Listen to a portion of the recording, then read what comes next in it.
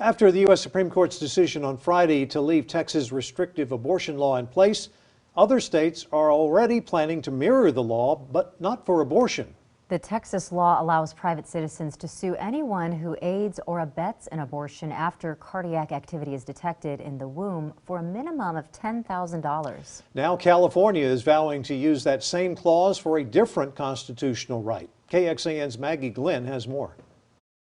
There's a loophole that's been exploited here. Justices voiced their concerns over the lasting impact Texas's abortion law could have on other states during last month's oral arguments. Skeptics on both the left and the right were worried that because SB 8 creates mechanisms for bypassing federal courts and federal review of these laws, and creates this novel kind of bounty hunting approach that insulates statewide officials from enforcement responsibility.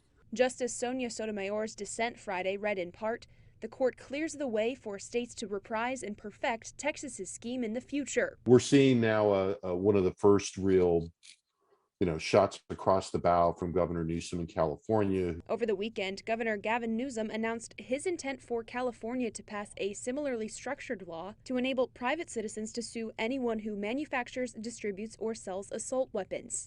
Constitutional law expert Josh Blackman calls it political theater. As it stands now, California already regulates guns quite heavily. They're able to do this because the courts have upheld those measures.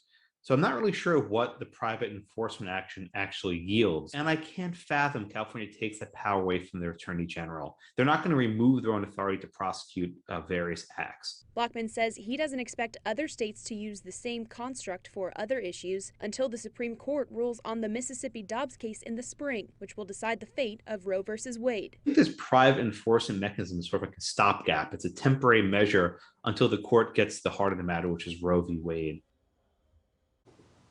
If Roe versus Wade is overturned, states will have much more latitude with abortion restrictions. Here in Texas, we already have a trigger law in place that will ban all abortions if it is overturned. For a little more context, what exactly constitutes an assault rifle?